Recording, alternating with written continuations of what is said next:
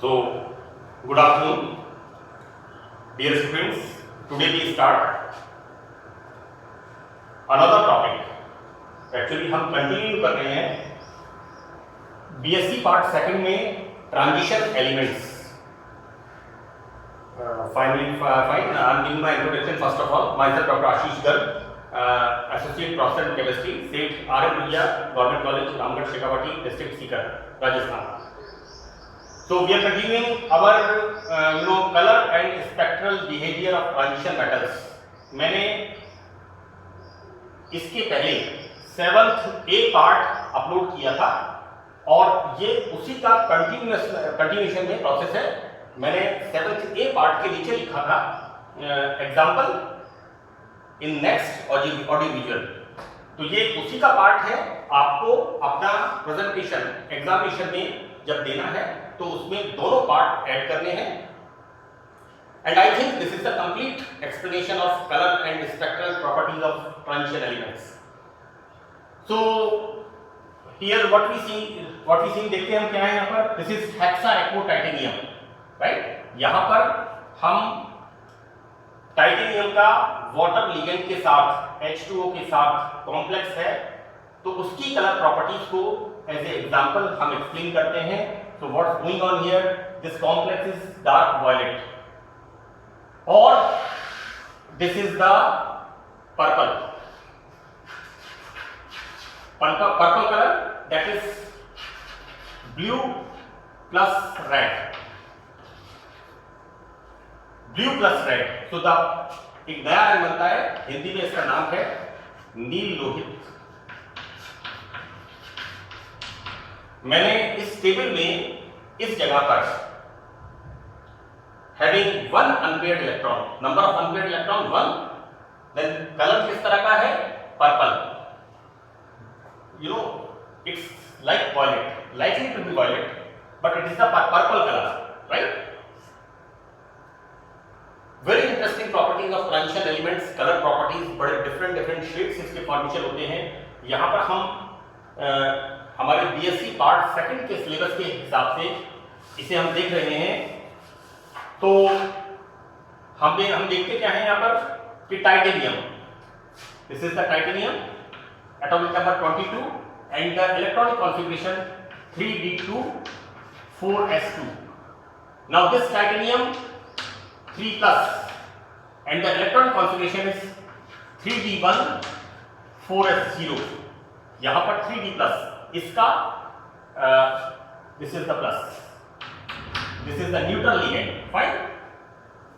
यहां H2O के 6 molecule titanium 3+ के साथ बंध बना रहे हैं. Obviously we seen in this here. तो यहां पर कॉम्प्लेक्स की ज्योमेट्री कैसी होती है, ऑक्टाहेड्रल, राइट. हम किस तरह से इसको ऑक्टाहेड्रल ज्योमेट्री बताते हैं. ये ज्योमेट्री के बारे में आपने बीएससी पार्ट फर्स्ट में पढ़ा है. Coordination number 4, coordination number 6 and coordination number 8 in ionic compounds. यहां पर इस तरह का,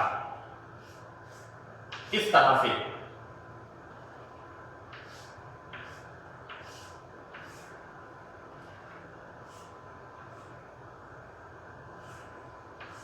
इस तरह का, यानी what we can say like this type of structure.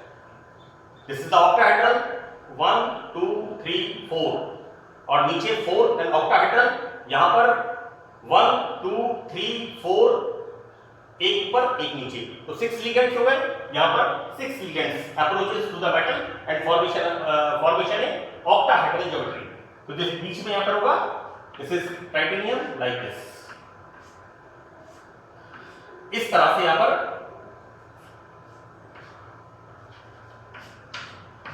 like this is the metal and this is the water ligand. This is the formation of octahedral geometry. Now यहां पर हम देखते क्या है, d ऑर्बिटल्स जो कि इक्वल एनर्जी के होते हैं उनमें किस तरह से स्प्लिटिंग होती है, क्यों होती है. तो बच्चों यहां पर d ऑर्बिटल्स इक्वल एनर्जी के हैं. तो सबसे पहली चीज तो ये है कि इनका डिवीजन क्यों होता है. यहां पर 3 कक्षक, that is dxy, dxz, dyz, these are orbitals. ये 3 ऑर्बिटल्स का अगर हम स्ट्रक्चर देखें तो हम क्या देखते हैं, ये तीनों orbitals lies in between the axes. Okay, now remaining two, that is dx square y square and dz square, ये बचे हुए दो orbitals upon the axes. Clear? अब होता क्या है कि जब मेटल को कोई लिगेंड अप्रोच करते हैं तो वो एक्सिस पर अप्रोच करते हैं, this is x, this is y and this is z। इस तरह से लिगेंड्स मेटल को, यहां पर ये लिगेंड्स मेटल को अप्रोच करते हैं। मैं आपको यहां पर ये बता रहा हूं कि ये जो इक्वल एनर्जी के d ऑर्बिटल्स होते हैं, इनके अंदर स्प्लिटिंग क्यों हुई, तो हम इनका स्ट्रक्चर जब देखते हैं तो व्हाट वी सीन कि 3 orbitals dxy, dxz and dxy, dxz and dyz, these 3 orbitals lie in between the axis, while both the two orbitals, that is dx square, y square and dz square lies upon the axis। तो जब यहां पर ligand metal को approach करता है तो maximum interaction, that is attraction as well as repulsion, यहां पर जो ऑर्बिटल्स एक्सिस के ऊपर होते हैं उनको फेस करना पड़ता है, और ये ऑर्बिटल्स चूंकि बीच में होते हैं इसलिए ये लोअर एनर्जी के हो जाते हैं और ये ऑर्बिटल्स हायर एनर्जी के हो जाते हैं। तो क्रिस्टल फील्ड थ्योरी में इस बात को बहुत डिटेल में समझाया हुआ है कि किस तरह से डी ऑर्बिटल्स जो 5 तरह के होते हैं उनके अंदर स्प्लिटिंग होती है जब कोई लिगेंड किसी मेटल आयन को अप्रोच करता है। एक बात और बतानी है यहां पर कि बहुत इंपॉर्टेंट पैरामीटर है कि मैंने आपको कहा कि एक कलर की लाइट को एब्जॉर्ब करके, कहने का मतलब है कि उस पर्टिकुलर कलर की वेवलेंथ को एब्जॉर्ब करके ये इलेक्ट्रॉन लोअर एनर्जी के T2g ऑर्बिटल्स में से Eg ऑर्बिटल में चला जाता है, राइट? ये Eg ऑर्बिटल यहां पर ये चला गया। So in the absence of light what we seen T2g 1 while Eg 0, but in the presence of light क्या हो रहा है? T2g 0 because this electron present in the T2g orbital shifted into Eg orbitals, right? So Eg1, so this is in the presence of light। एक जो important feature है यहां पर जो हम देख रहे हैं वो क्या है कि इलेक्ट्रॉन मैंने लिखा हुआ है in the presence of light, look here, this electron goes into dz square orbitals, right? तो मैं आपको वापस एक बात बता दूं कि जैसा मैंने आपको अभी बताया था कि किस तरह से 6 लिगेंड्स ऑक्टाहेड्रल स्ट्रक्चर बनाते हैं और ये 6 लिगेंड जब मेटल को अप्रोच करते हैं तो यहां पर इक्वल एनर्जी के ऑर्बिटल्स में स्प्लिटिंग होती है। और बच्चों यहां पर भी ये जो ऑर्बिटल्स होते हैं that is dx square, y square and dz square, ये ऑर्बिटल्स भी, क्योंकि यहां पर क्या होता है x y और z, तो this is the dx square y square and this is the z square orbital. यहां पर वापस स्प्लिटिंग होती है, राइट? क्यों होती है स्प्लिटिंग? क्योंकि यहां पर इसमें 1 2 3 एंड 4 इसके अंदर इंटरेक्शन ज्यादा होता है, जबकि यहां पर ये एक एक्सिस के ऊपर है। तो वापस क्रिस्टल फील्ड थ्योरी ने एक्सप्लेन किया हुआ है कि किस तरह से जो Eg ऑर्बिटल्स होते हैं ये वापस स्प्लिट करते हैं। ये फर्दर डिटेल की बात है, हो सकता है आपने कुछ AIEEE के सिलेबस में या PMT, CPMT या whatever it is in examinations के अंदर आपने डिटेल में पढ़ा हो, लेकिन मैं यहां पर ये समझाना चाह रहा हूं कि किस तरह से जो Eg ऑर्बिटल्स हैं इन Eg ऑर्बिटल्स के अंदर भी स्प्लिटिंग होती है। क्योंकि बच्चों के मन में सवाल रहेगा कि ये इलेक्ट्रॉन इसमें क्यों नहीं गया, इसमें क्यों गया? क्योंकि ये ऑर्बिटल्स भी ये ऑर्बिटल्स भी वापस डिवाइड होते हैं। ये जो है ये मैं किस परिप्रेक्ष्य में बता रहा हूं, इसके सेंस में बता रहा हूं कि किस तरह से यहां पर dx square y square and this is the dz square, right. ये जो Eg ऑर्बिटल हैं ये वापस स्प्लिट होते हैं और यहां पर dz स्क्वायर लोअर एनर्जी के होते हैं, बिकॉज यहां पर इनको interaction hindrance whatever it is जो मेटल लिगेंड में होता है वो 2 डायरेक्शन से फेस करना होता है, जबकि यहां पर 4 डायरेक्शन से फेस करना होता है, सो दैट इनकी एनर्जी बढ़ जाती है। इसलिए मैंने लिखा है कि T2g का इलेक्ट्रॉन dz स्क्वायर ऑर्बिटल में जाता है। नाउ अब हम आते हैं, ये तो बात हुई हमारी स्पेसिफिक थ्योरी की, ठीक है, and you know difference between this Eg and T2g orbital that is 10 d3। तो ये तो डिटेल की बात है जो आप बीएससी पार्ट 3 में या एमएससी क्लासेस में पढ़ेंगे। अभी तो हम अपने कलर प्रॉपर्टीज को हमें अंडरस्टैंड करते हैं कि किस तरह से हम कलर प्रॉपर्टीज को समझेंगे। अब बच्चों इसमें धातु आयन में इलेक्ट्रॉन्स लो एनर्जी के T2g कक्षकों में स्थान ग्रहण करते हैं। ऑब्वियसली यहां पर 1 इलेक्ट्रॉन, ये किसका है, टाइटेनियम 3+। टाइटेनियम 3+ केस में 1 electron, it goes here, obviously lower energy का होगा।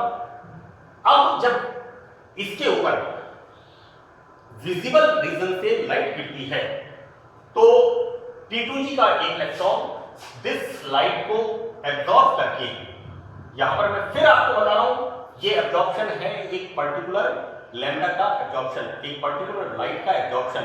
एब्जॉर्प्शन से मतलब है इस लैम्डा को ये रिसीव करके ये इलेक्ट्रॉन यहां चला जाता है, सो दैट Eg कक्षकों में चला जाता है। और मैंने जैसे आपको बताया कि जो एक लाइट एब्जॉर्ब करने के बाद विजिबल लाइट क्या है, 7 कलर्स का मिक्सचर है, तो यहां पर जब 6 कलर की लाइट रिफ्लेक्ट होती है तो वो होता है इसका complementary colour, this is the पूरक रंग होता है। अतः स्पष्ट रूप से किसी संक्रमण धातु आयन का रंग T2g व Eg कक्षकों के मध्य ऊर्जा अंतर पर निर्भर करता है, यानी किस वेवलेंथ को ये एब्जॉर्ब करेगा इनकी स्प्लिटिंग के ऊपर, इनके एनर्जी डिफरेंस के ऊपर ये डिपेंड करता है। नाउ हम देखते क्या है कि this hexaaquo titanium third complex में dd ट्रांजिशन के कारण, दिस dd ट्रांजिशन के कारण in the absence of light titanium 3+ का इलेक्ट्रॉन जाता है इसके अंदर, while in the presence of light it goes here, this is empty। यहां से ये कहां से एब्जॉर्ब कर रहा है, व्हाइट लाइट में से ग्रीन रेड रीजन में एब्जॉर्प्शन होता है एवं आयन का रंग वायलेट बैंगनी दिखाई देता है। मैं आपको फिर एक बार कह रहा हूं, मैंने यहां पर लिखा है पर्पल, राइट, नील लोहित और वायलेट, ये इस तरह के टाइटेनियम के इस तरह के कंपाउंड्स हैं जिनके अंदर की दैट इज पर्पल कलर और वायलेट कलर, तो इट्स ऑलमोस्ट ये शेड्स काफी आपस में रिजेंबल करते हैं। कुछ संक्रमण तत्वों के धातु आयन के रंग यहां पर हमने बताए हुए हैं। ये जो टेबल है इट्स वेरी सिंपल बच्चों, मैंने ऑक्सीडेशन स्टेट पढ़ाई है। बिगिनिंग में मैंने ये कहा था कि जो संक्रमण तत्वों का इलेक्ट्रॉनिक कॉन्फ़िगरेशन है वो आप अच्छी तरह से याद पढ़ना, क्योंकि जब हम ऑक्सीडेशन स्टेट पढ़ते हैं या मेटेलिक रेडियस के बारे में पढ़ते हैं, आयनिक रेडियस के बारे में पढ़ते हैं, डेंसिटी के बारे में पढ़ते हैं, ऑक्सीडेशन स्टेट्स के बारे में, नंबर ऑफ प्रॉपर्टीज, जितनी भी प्रॉपर्टीज है they all connected with the electronic configuration. तो आपको इलेक्ट्रॉनिक कॉन्फ़िगरेशन के बारे में अच्छी तरह से पता होना चाहिए। यहां पर हम देखते हैं number of unpaired electrons, that is 0, this is scandium 3+, titanium 4+, this is Q+, and this is zinc 2+, right? Here electronic configuration 3d0 4s0, here electronic configuration 3d0 4s0, here electronic configuration 3d10 4s0, here electronic configuration 3d10 4s0, right? So the called colorless because these all unpaired electron zero, property is colorless. Now presence of one electron like this, हम देखते क्या है, ये जो ion है आप titanium, vanadium and copper, इनके electronic विन्यास में से जितने इनके ऊपर पॉजिटिव चार्ज हैं उतने इलेक्ट्रॉन्स निकाल करके आप इनका इलेक्ट्रॉन कॉन्फिगरेशन देखिए तो आपको लगेगा कि यहां पर टाइटेनियम 3+, वैनेडियम 4+ एंड Cu 2+, ये सब कैसे हैं, ब्लू कलर के हैं। तो इस तरह से यहां पर हम देखते हैं कि किस तरह से नंबर ऑफ अनपेयर्ड इलेक्ट्रॉन्स होते हैं फर्स्ट ट्रांजिशन सीरीज की अलग अलग ऑक्सीकरण अवस्थाओं में। और हम देखते हैं एक बड़ा ही सुंदर एक ब्यूटीफुल चार्ट बनता है, अलग अलग, किसी में पिंक कलर है, किसी में रेड कलर है, किसी में ग्रीन कलर है, किसी में ब्लू कलर है, and the most important colour is purple colour है। ये सब कलर्स इसमें डेवलप होते हैं और इस तरह से हम संक्रमण तत्वों में कलर एंड स्पेक्ट्रल बिहेवियर को बता सकते हैं। मैं यहां पर एक चीज बताना चाहूंगा कि आफ्टर माय रिसर्च जब मैं पेंट एंड कलर इंडस्ट्रीज में गया तो वहां पर इस तरह के डिस्कशंस बहुत होते थे इंटरव्यूज के अंदर। तो आप ये जो टॉपिक्स हैं ये आपके फ्यूचर पॉइंट ऑफ व्यू से, आप कोई किसी साइंटिस्ट का इंटरव्यू देते हैं, आप किसी हायर स्टडीज में जाते हैं, तो ये बेसिक कंसेप्ट्स हैं, ये आपको पता होने चाहिए। और मैंने कोशिश की है इस लेक्चर में और इसके पहले जितने भी लेक्चर्स हैं कि मैंने कंप्लीट मैटर ब्लैक बोर्ड पे लिख करके एक्सप्लेन करने की कोशिश की है, जिससे आपका प्रेजेंटेशन एग्जामिनेशंस में बहुत अच्छा हो सके। So that's all about the colour and spectral properties of first transition series of lanthanides.